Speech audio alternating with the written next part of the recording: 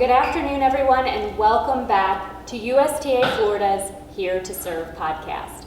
My name is Laura Bowen, and I'm the Executive Director here at USTA Florida, and this is our first ever in-person video podcast. Woohoo!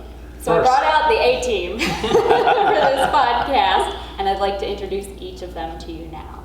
Sitting next to me is Phil Girardi. Phil is on our board of directors, and he is our president-elect. Welcome, Phil. Thank you. It's great. Next to Phil is Marcelo Goetz, and Marcelo is our treasurer on our board of directors. Thank you for having me, Laura. It's a pleasure. Dana Andrews is the president of USTA Florida, and we're happy to have you back on the podcast, Dana. Thank you, Laura. And last but certainly not least, we have Chuck Gill, who's director at large on our board of directors. So thank you, Chuck. Thanks, Laura. Great to be here. Now, you guys wear a lot of different hats, and today you're going to wear your hats of facility providers and managers. And Dana, I'd like to start with you, actually. Can you provide a little background on USTA Florida's Community Coach Program, how the project came about, and how it connects to USTA Florida's strategic priorities? I'd love to, because the history of this is how great this board is and how much we're able to communicate with each other. Even if it's a negative, it works out fine. Last summer, we had a meeting with USPTA Florida, and we're discussing the bounty of new players that we had. But again, the concern amongst these gurus that are here with me was, again, how are we going to serve all of these new players? And I've always been of the opinion, with as quickly as we got them, we could as quickly lose them.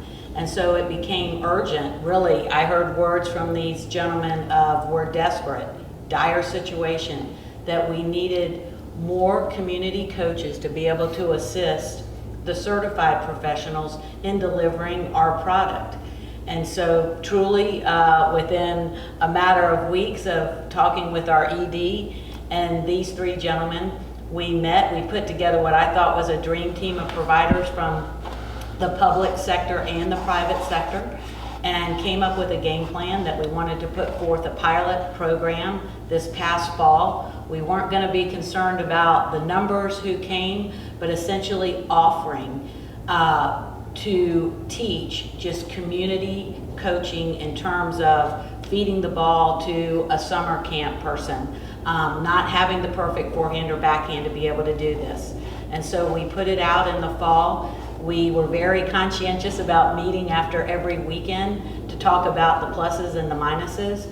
And at the conclusion of fall of 2021, we decided, hey, we want to go after this strong in 2022, and that's where we are. And as an organization, I can tell you we are backing this 100%. And Dana, can you talk a little bit as a follow-up about some of the resources we've put against this, both financially and otherwise? Yes, in terms of the resources, we have set aside $70,000 to support this initiative. And when the question about how it applies to our strategic plan, our plan, again, is about growing this game, adding diverse players, adding diverse coaches, and again, truly making this a game for everyone. But if we are not able to serve the community, then we're going to fail in that mission. And so I feel like that this initiative meets that strategic plan. Awesome. You know, Phil, I want to come to you next because, as Dana mentioned, you've been very involved in this pilot project from the very beginning. You were one of the people that called after that meeting and said, hey, we have to do something. So why do you think it's important for our industry to make bringing in new coaches a priority? Well, first, there's a shortage of coaches, period. There's a shortage of teaching professionals. And where are we going to find those teaching professionals? So we kind of worked on, maybe we needed a farm system of coaches. And in the short term, it's just getting bodies on the coach to help those teaching professionals now, especially in public parks, but we're not just limiting it to that, to assist out there, because we cannot have a certified professional on every court. But I think in order to, like what she was saying, serve these customers, that we have to grow the base right now. And the best way to grow the base is to get a base, and from that base, hopefully we'll have some teaching professionals come up through that to actually take the place of a lot of aging tennis professionals right now. Not forgetting Not one of these the guys. Not No offense taken. I love that analogy of Way the to farm say it. system. Yeah. I know you've used that analogy several times, and it really kind of hits home, pun intended, that, you know, if you don't have a large base, you really won't be able to kind of funnel people up to become certified teaching pros and directors of tennis. So Chuck, I'm going to come to you next, because you've worn all of those hats, actually. Correct. And you are now at the Village of Wellington, which is a public tennis center, but you were at IBIS, a private club, for many, many years before that. Do you find that it's more challenging to attract coaches to a public park, and how are you recruiting them? Well, a little context, it was difficult finding good coaches before, even at a private club. I do find that at a public tennis center, it is more difficult to recruit and find competent coaches. We need more coaches, and we need them all to be better trained. COVID, we had this tsunami of people looking to start playing tennis. And unfortunately, the infrastructure really wasn't there with entry-level coaches. So it's definitely more difficult at a public park. We need more coaches, and we need better trained coaches that can actually deliver tennis to entry-level players. It was a little ironic that we would have a lot of people coming into our doors that were looking to either rejoin tennis after not playing for a while. But let's not forget, 18 months ago when gyms were closed and fitness centers were shut down and all indoor sports were basically, you know, brought to a screeching halt, people were looking for something to do outside. And we didn't really have the structure, like Phil alluded to, of having a number of coaches that are really prepped and understanding how to deliver entry-level tennis to people. How we're recruiting them now, we're really just trying to find people who are interested in getting into the business.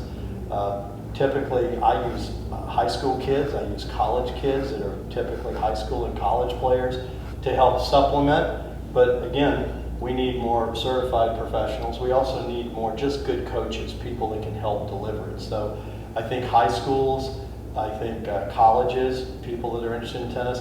I also think that while I haven't tapped it, I think in the future, the baby boomers that are retiring, who have an interest in tennis and who are fairly competent players, but really have a passion for the game, we might find that that's our next best market to go in and recruit and try to get people to play, because as they're looking for some work outside of their retirement, there's a whole group of baby boomers who are going to be retiring in our instance to Florida that are going to be looking to do something with their newfound time.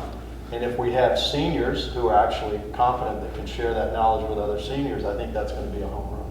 That came up today, actually, earlier in a conversation, so I'm really excited to hear you say that. And I wasn't prepped on it at all. No, you weren't. So You're thank you. Not yours. Oh yeah, that and then Genius and I are in the same seats all the time. Good job there. Marcelo, I'm going to come to you next. You know, I know you've been in the park space for 40 plus years here in Orange County, which is hard to believe. And you've done something really magical here. You've done a lot of work to actually bring new coaches in. You're sort of known as the feeder system for all the parks in Orange County. So I wanted to ask you, how important is it for existing coaches to mentor new coaches that are coming in?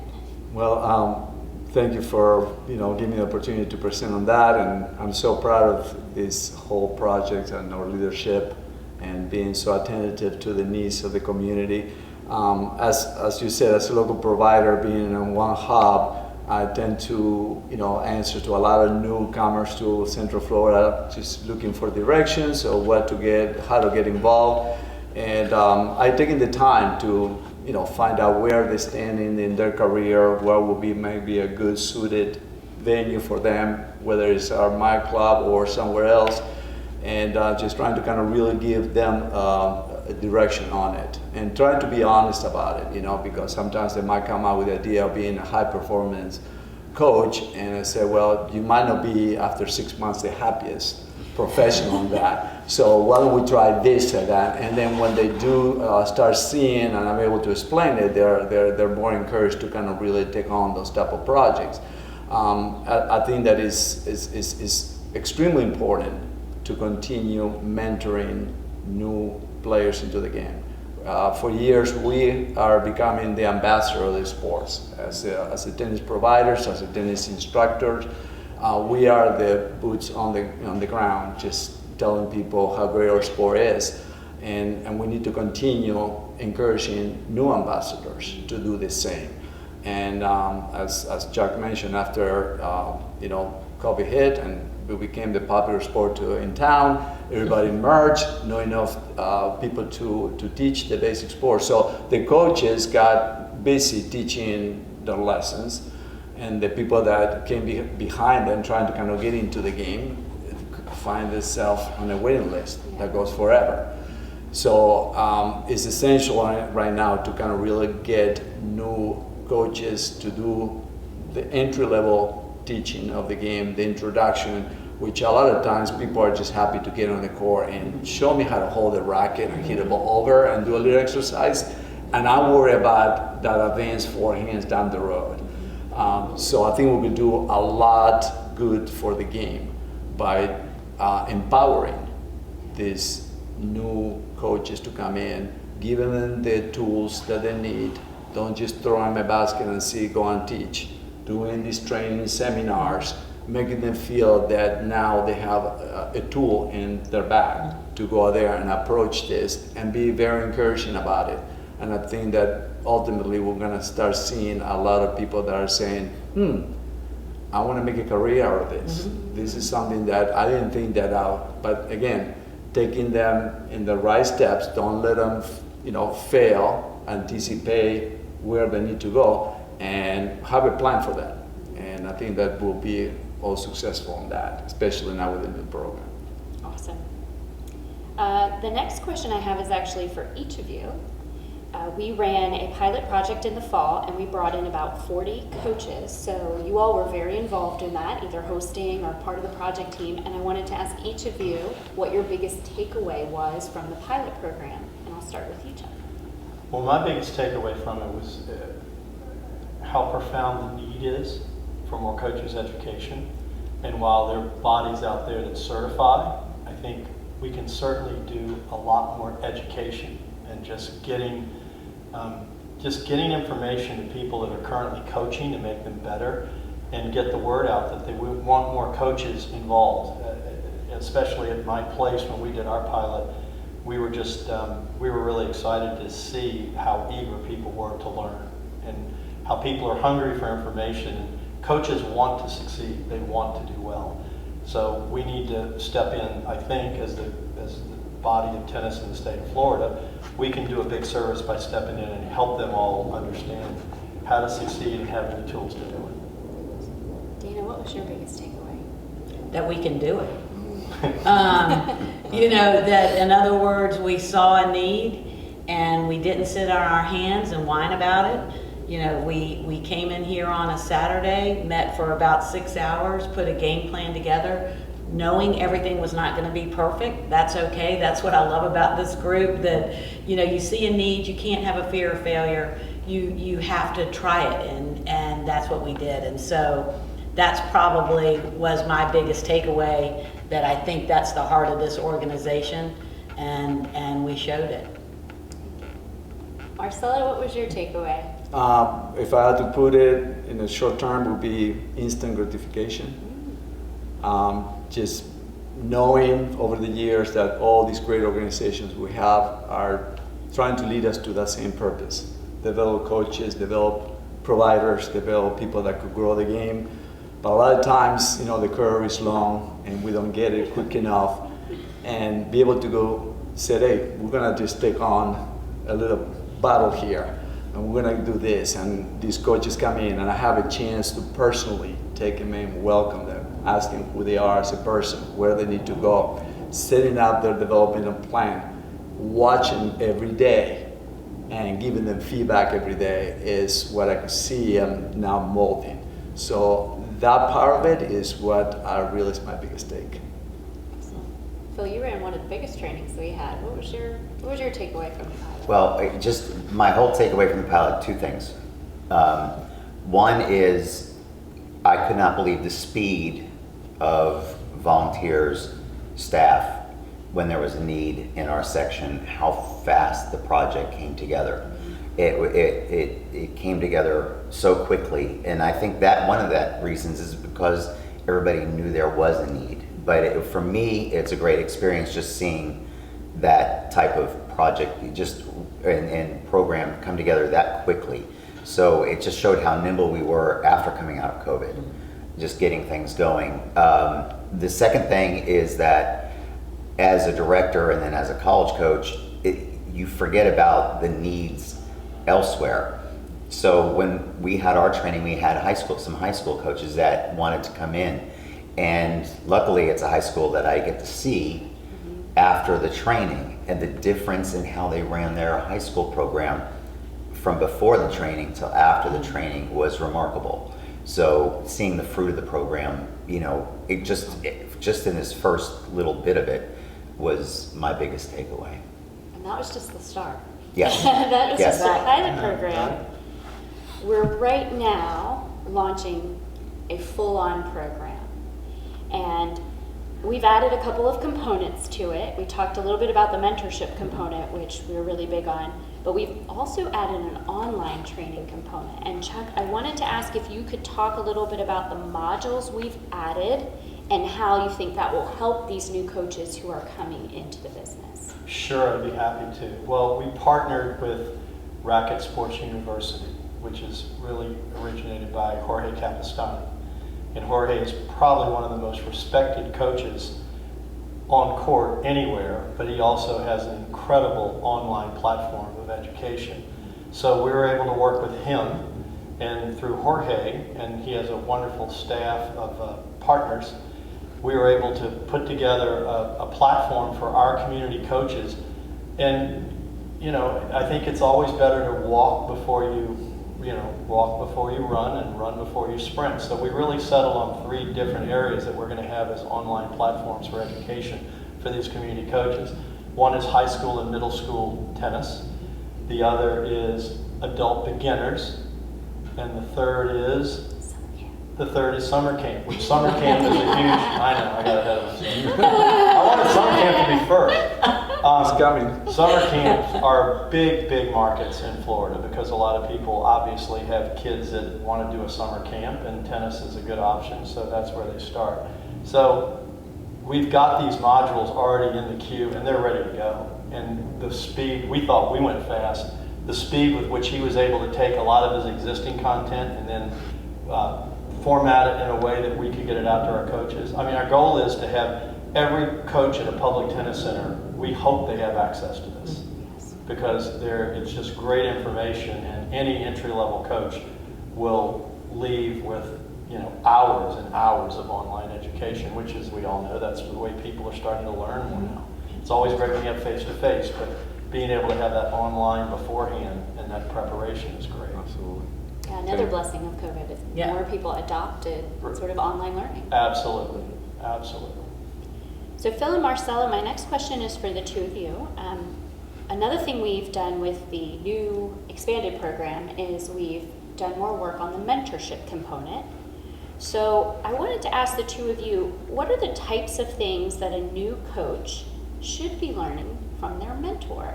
And so Marcella, I'll start with you, and then we'll go to Thank Phil. you, Laura. I think that basically a lot of times is shadow, and our job is to lead by example. So whether my desire is to have an individual that comes, does the course, then somehow we allow them to come to an organization and be there as much as possible. If they have a window of time where they could spend 3, 4, 5 hours a day there for like a couple of weeks, perfectly fine. And then within those components, learn all the ins and outs. Ideally that's what I'm looking for, where they could come in and say, well, I'm going to dedicate a little bit of time that we're going to learn not only how to teach, and you're going to shadow whoever's doing those classes best, but at the same time, I want you to see the back of the house, see how everything works from the back, because going in the court for 2 hours gives you a little glimpse of what this whole scope is. And a lot of times I let them put those classes and come behind the scenes and see what it's like to deal with the core reservation, to be able to kind of really have to move some stuff in the back to accommodate a lesson next to somebody's playing. So all this little intricacy that running a facility have, I like to show it to them, and then let them write it a little bit and feel it. And at the end, I think that I'll have somebody that will get a very good feeling of what this is all about, and it's something that they want to do, and hopefully one day become a director of tennis at a public facility. So that's my goal. What would you like, Phil? Let me add to that, I guess. The mentor-mentee, getting, and I know we've all done it, we've all brought pros up underneath, and a lot of them have gone the route of becoming a full-time professional and getting their certification and that, but a lot of the entry-level coaches, just showing them how to feed a ball and just how to run a drill isn't enough. And he's right, they need to see what happens on court, but they also need to know what happens off court. You know, they're planning. You should have a plan every time you go out. How you speak to parents, how you, and other adults off the court. There's a lot of little things that happen that you can mentor them. And I never try to get my assistants to be me. You try to bring them along, and because when I was learning, you learn, and I'm sure we all did, you take little bits from everybody, and that's how you come together, and you try to mold them and let them find out on their own what their strengths are. And they always have to be mindful of how the student sees them and how the person there, or not even students, I mean, if it's a free program, how do those kids look at you? How do those adults look at you? And you have to have that confidence. You want them to gain that confidence. Great. Those interpersonal skills. Yes. My last question is for all of you. I'll stay with you, Phil, and we'll kind of go down the line. What does success look like for this program? Success is where I don't have a lot of local clubs asking me if all of my players from the college are going to be around for the summer to help them for their programs. So the success will be is if at more facilities that we see the staffing issues fixed, I would say. Marcelo, what would you say? Long-term success for me is just seeing a lot of director of tennis that started on this program, and I said, I remember when you started here, and now look at you. That would be I'm awesome. so proud of you. Dina, what does success look like to you? For me, growing the game. That in other words, again, we've been blessed with these new players, that we get more new players because we have this wonderful group of community coaches, some who decide to stay in that role, and that the player on the other side, you know, has a good relationship with who they're learning from. And then again, like Phil has referred to, that there are going to be the ones who want and see these three fabulous guys and say, hey, that's a career that I would really like.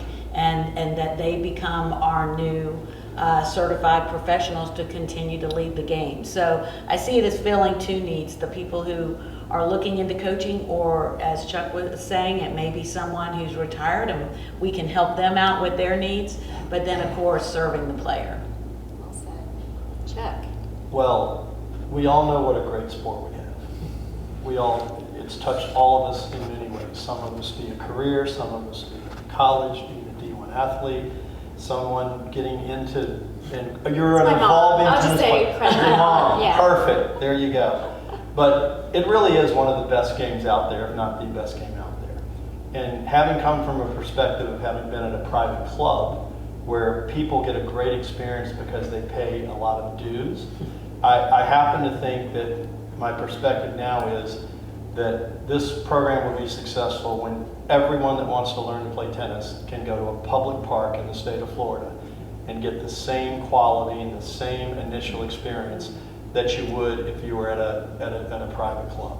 To me, that would be a home run. And I really think that with the right people in the room, and I think we have that now, I think we're on our way to seeing that actually realized. And it's going to happen in Florida because like we said earlier, we're quick, we're nimble. We never let, what's the phrase, we don't let perfect get in the way of progress. Yeah. So we're going to get this done, and it's very exciting. Well, thank you. Thank you for being wonderful board members, amazing leaders in this industry, and for taking the time today to just share all of your thoughts with us on this podcast. We can't wait to relaunch the program, so thank you. Looking forward to it. Thanks for Thank you, having Laura. us. Thank you, team. Thanks. Appreciate you Thanks, guys. team. Thank you. Yes. Well done. For those of you who are listening to the audio-only version of this podcast, you're missing a lot. So I hope you will go over to our Facebook, our Instagram, or our YouTube, where you can see us on video in all of our glory. And of course, for more information on the Community Coach program and to get more involved, visit USTAFlorida.com. Thanks for tuning in and have an amazing day.